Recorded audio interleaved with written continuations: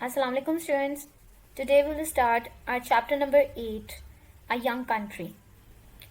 In this chapter, we will learn how Quaid-e-Azam Muhammad Ali Jinnah has taken efforts to establish the young nation.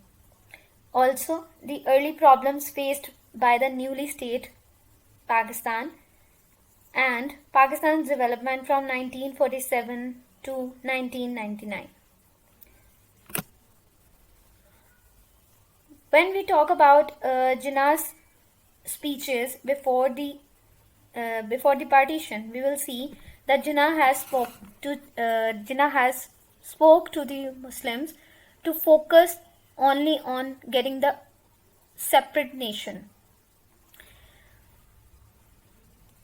At one time he said, "We shall have time to quarrel ourselves, and we shall have the time when these differences will have to be settled, when wrongs and injuries will have to be remedied. We shall have time for domestic programs and policies, but first get the government." You can check this from the source 8.1. As we have discussed that before partition, Jinnah has tried to make the Muslims only focus on getting the separate nation. After Pakistan has came into being existence, now Jinnah have already knew the scale of problems ahead and just how much hard work would be needed by the leaders and the people to establish Pakistan.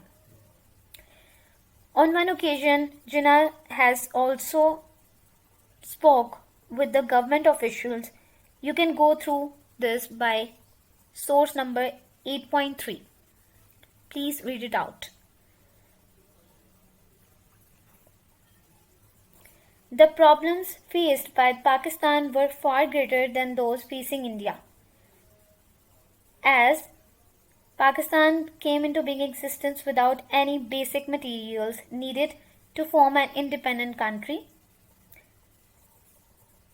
A historian said, whose name was Said Razi Wasti, that a country with no government machinery, no trained personnel, no army, no capital, and practically no money. He defined Pakistan in this way. There were also some problems that India has failed to keep the agreements made at the time of partition. Sir Cloud, who was the supreme commander of both Pakistan and India armed forces, has also shared his views on both the India and Pakistan. Please go through source 8.4 for this. Our next topic is the immediate issues faced by the Pakistan as the Muslims got their separate nation.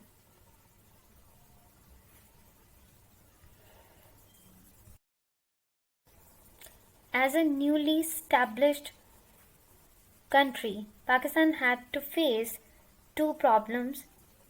Number one, boundary problems. Number two, administrative problems. Boundary problems. A divided nation, i.e. East and West Pakistan, communal violence and refugee problems, the princely states and the Kashmir problem, the canal water dispute. Let's discuss the boundary problems. The problem caused a serious issue for Pakistan as it has been seen East and West Pakistan was separated by 1200 miles of Indian territory and 3000 miles of a sea journey. Jinnah, in an interview, also acknowledged the problem still showed a positive attitude, also advising people to stop complaining It may be wrong, unjust, and perverse, he told the nation, but he said we have to agree to abide by it, and it is binding upon us. We must bear up this one more blow with fortitude, courage. Geographer OHK also put his views that the new dominion of Pakistan is by far the greatest Muslim state in the world. There is very serious disequilibrium as the two parts, eastern Pakistan having about 1/7 of the whole area, but the 4/7 part of the population. You can check this from the source 8.8. Both East and West Pakistan had some administrative difficulties and lack of communication between them. Please go through source 8.4 to know the Richard Simon views from the book From the Making of Pakistan, where he described how the Muslim League criticized by the people on accepting this partition. And next thing is the map showing the boundaries. Here is the map showing the line boundaries between Pakistan of East and West Pakistan, also the Indian line. The next topic is duty to the state.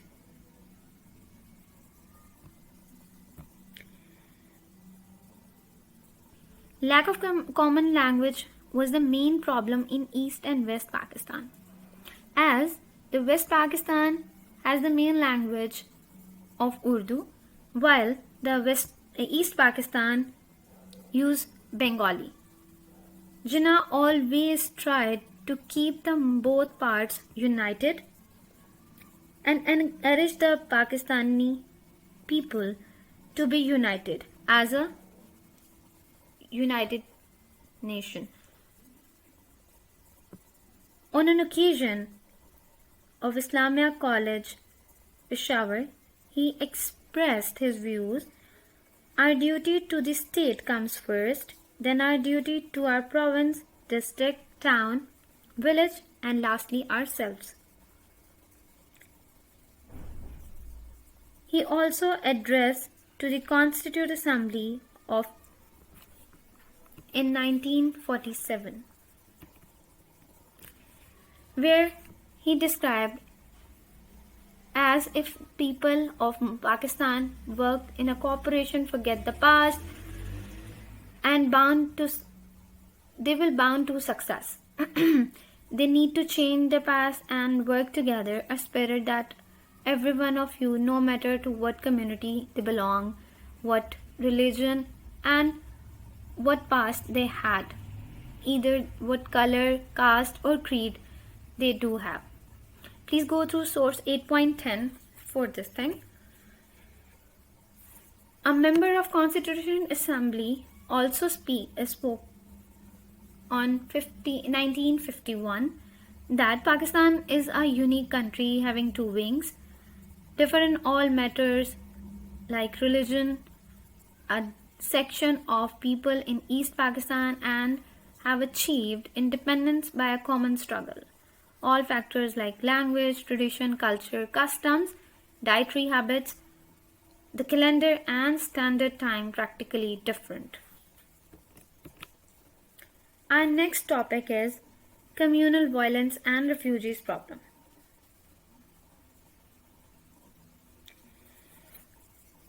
Jinnah has spoke to Constitution Assembly in 1947 that he was appealing to people to work together, put aside the religious differences they do have, and all the need to solve the subcontinent's religious problem. At first, it only made them the worse.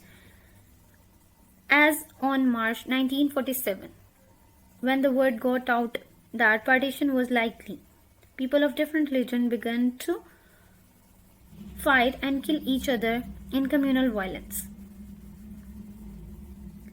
there was a widespread violence and cruelty on all sides. In the Times newspaper, an article was written on the name Communal War, Indian Communal War. Please go through source 8.11 to read thoroughly. Our next topic is about the refugees. Many people on a large scale began to move in early 1947 to reach safely on the other side of the newly border between the new India and East and West Pakistan. Sikh Hindus began to leave Punjab. By the mid of the year, perhaps as many as 30,000 people had filled NWFP, now being known as Khyber Pakhtunkhwa. Some mass migrations of people were under the way as Hindus, Muslims, and Sikhs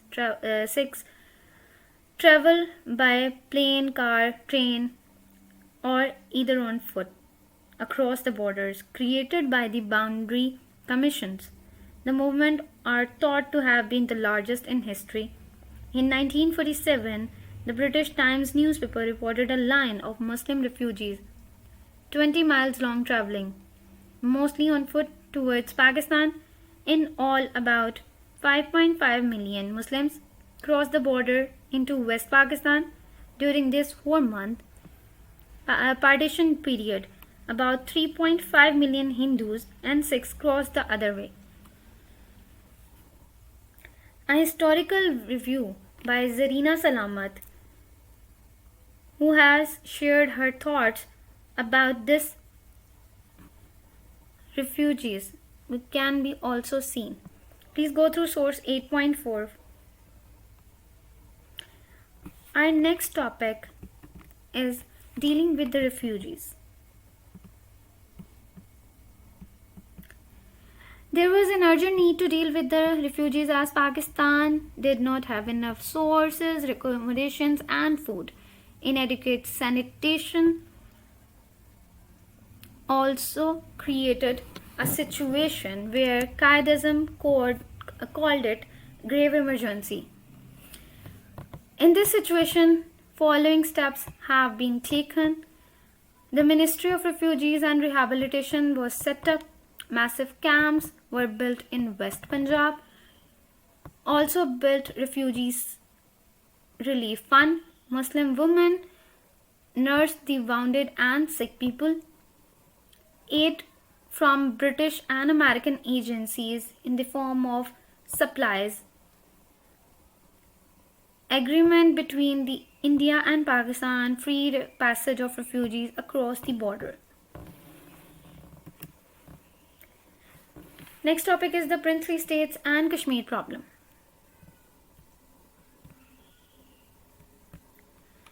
At the time of partition, 562 princely states were ruled by Nawabs, Nizam, and Maharajas. Each state had its own rule and laws, taxes, and army. Each was subject to crown rule. Mountbatten asked these states to choose between India and Pakistan. The largest princely states who joined Pakistan were Bahawalpur, Khairpur, and Kalat. Hyderabad. Hyderabad was the largest princely state in the subcontinent with a population of 16 million, completely surrounded by Indian territory.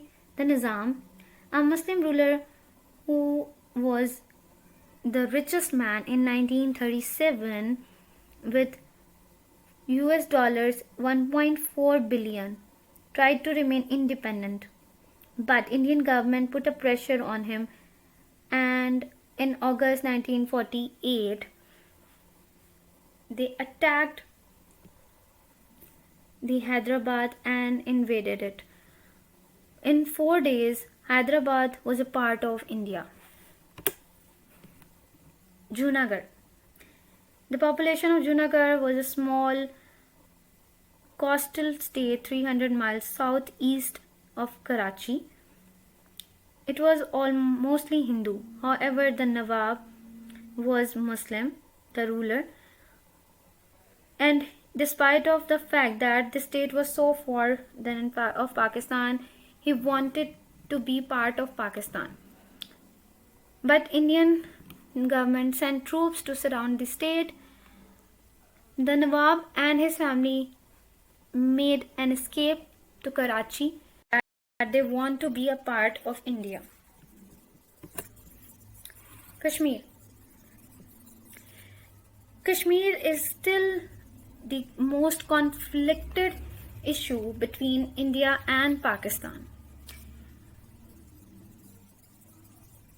On the day Jinnah flew to Karachi in Mountbatten's Dakota plane, Dawn newspaper headlines declared that Jinnah wishes Hindustan peace and prosperity. Past must be buried and let us start afresh. But after a few weeks, Kashmir problem was arisen between the countries. Jammu and Kashmir was most important state due to the fact that it bordered Tibet, China and Afghanistan. Indian government believed that Pakistan, if has the control over the Kashmir, may politically secure and it may threaten Indian security.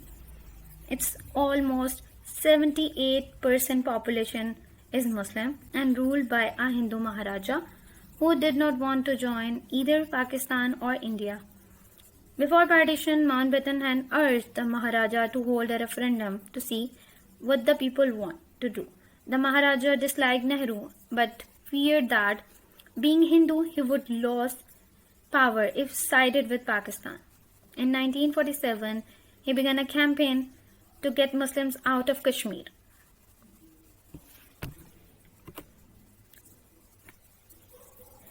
Mr. Stephen also has written about the extension of Muslims from one area of Kashmir. You can check the source 8.16 about to read his views. In October, thousands of Muslims armed tribesmen of Poonch in Jammu and Kashmir called for and marched to support Kashmiri Muslims. They defeated the Maharaja's troop but returned for military support. Later on, India sent forces to Kashmir's capital Srinagar and fighting broke out, which continued for a year. UN representatives were called in and in 1948 called a ceasefire. Although Kashmir problems still persist between Pakistan and India. Our next topic is the canal water dispute. Agriculture, the basis of the West Pakistan economy, dependent on artificial irrigation provided by the extensive canal system largely set up by the British. These were three western ones, the Indus, Jhelum and Chenab, followed down from Kashmir, and three eastern ones, Beas, Ravi and Sutlej. The border created by the Boundary Commission, however, cuts across many rivers and canals. Some headworks, which controlled by canal water supply from the eastern rivers, were inside India. It gave India the power to divert water into their own territory and cutting the supply from Pakistan.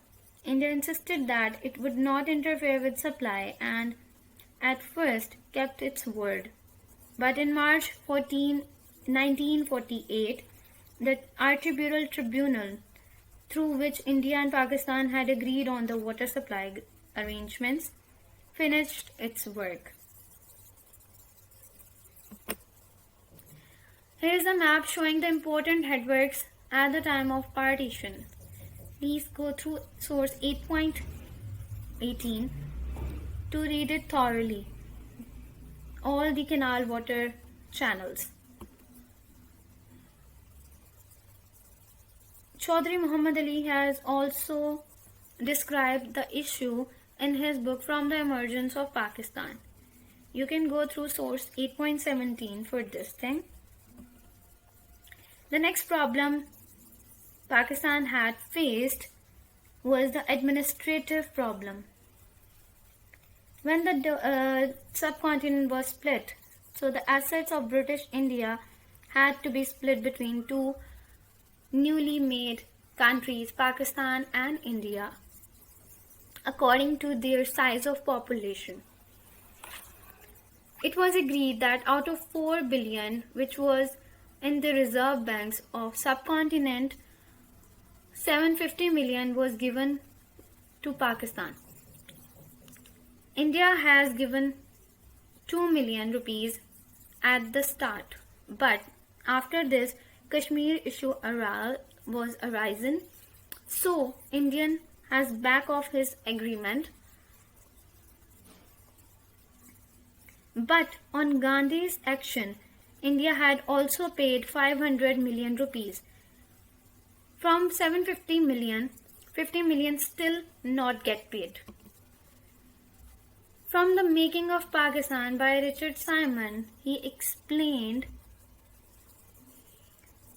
how the expert committee from the division of assets and liabilities between the two newly made countries. Please go through source 8.19 to read it out thoroughly. The impact of Gandhi.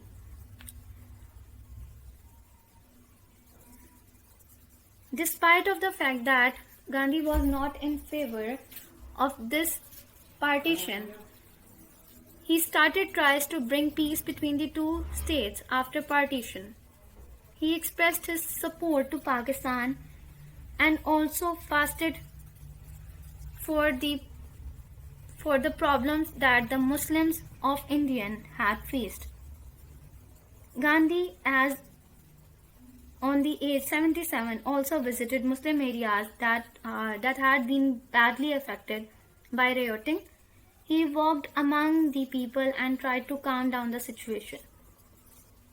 But hatred and suspicion filled the air, and in Delhi, Sikhs and Hindus chanted, "Let Gandhi die," for his support for Muslims. Gandhi also said that he wanted to spend his rest of the life in Pakistan to help the Muslim refugees, but on 1948, Gandhi shot dead by a Hindu. Our next topic is the problem of newly established government. On partition, India was inherited with a ready-made and set-up trained government. Many of the people of India has served in civil services, but the Muslims do not have this advantage.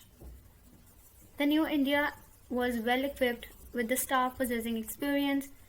Pakistan out of this experience.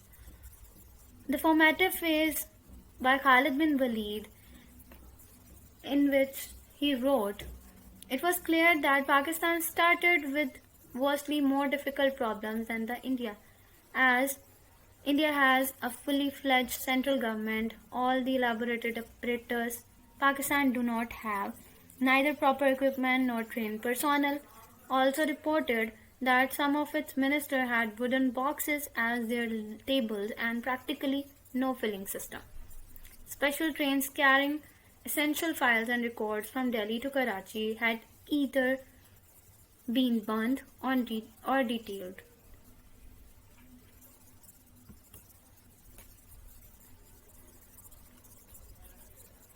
The newly established government has also faced many other problems like moving of farmers. To take an example, Subcontinent Railways employed 925,000 people. Of these, 156,000 wanted to move either from India to Pakistan or from Pakistan to India. Transfer had to be carried out without disturbing all services of rail. The number of government officials and their families who wanted to move Pakistan from Delhi amounted 25,000 in all. When these difficulties had arrived in Pakistan, they remained the problem of their work, of where they worked should. Chaudhry Muhammad Ali, also described as who was on the services of being Secretary General to the new government, recalls that hastily constructed tin sheds provided the bulk of office accommodation. It was not a rare sight to see 5 or 6 officers sitting in one small room. There was also serious shortage of housing accommodation.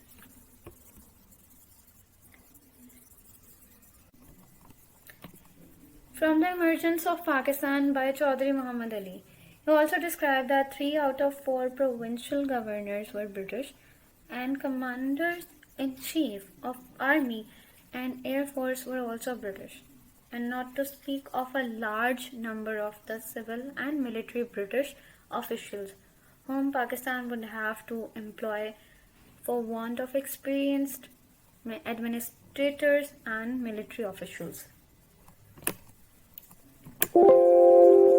That's all for today. Please go through all these pages thoroughly. Thank you so much. Allah Hafiz.